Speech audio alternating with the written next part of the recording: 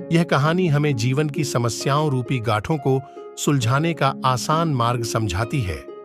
इस कहानी के माध्यम से आप अपने जीवन के कठिन रास्तों को आसानी से पार कर पाएंगे।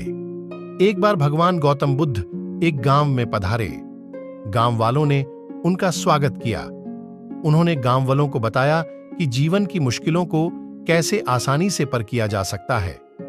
इन मुश्किलों का समाधान हमारे अंदर ही छुपा हुआ है। उन्होंने हाथ में एक रस्सी पकड़कर उसमें बहुत सी गांठें दी। उसके पश्चात महात्मा बुद्ध ने वहां पर उपस्थित लोगों से प्रसन्न पूछा, क्या यह रस्सी वैसी ही है जैसी गांठें लगाने से पहले थीं?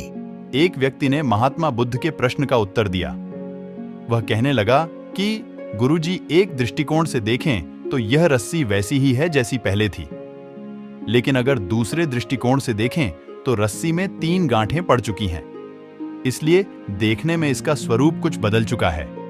लेकिन एक सत्य यह भी है कि बाहर से देखने पर चाहे इसका स्वरूप बदल चुका है, लेकिन भीतर से इसके बुनियादी रूप से यह पहले के जैसी ही है। उसका उत्तर सुनकर महात्मा बुद्ध संतुष्ट हो गए। उसके पश्चात महात्मा बुद्ध ने कहा, मैं रस्सी की इन गांठों को खोल देता हूं। महात्मा बुद्ध रस्सी के दोनों सिरों को पूरी ताकत से खींचने लगे। फिर उन्होंने गांव वालों से प्रश्न किया कि क्या इससे गांठें खुल जाएंगी?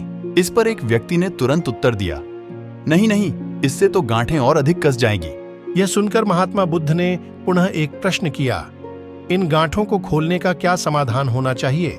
वह व्यक्ति तुरंत बोला, गुरुजी, हमें इन गांठों को ध्यान से देखना चाहिए कि इसकी गांठें कैसे लगाई गई हैं। उसके पश्चात इनको खोलने का प्रयत्न करना चाहिए।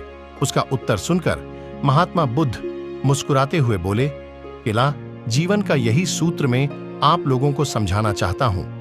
आप जीवन में जब कभी भी किसी समस्या में फंसे तो सबसे पहले उस समस्या का कारण ढूंढें और फिर उसका निवारण करें।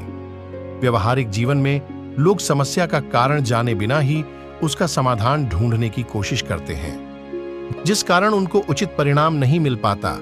महात्मा बुद्ध गांव वालों को कहने लगे कि बहुत से लोग मुझसे पूछते हैं कि आपने क्रोध को कैसे समाप्त करें, लेकिन कभी किसी ने यह नहीं पूछा कि मुझे क्रोध क्यों आता है। ऐसे ही लोग मुझसे पूछते हैं कि अहंकार को कैसे समाप्त करूं, लेकिन कोई यह जानने की कोशिश नहीं करता कि आखिर अहंकार का बीज उनके अंदर कैसे उत्पन्न हुआ।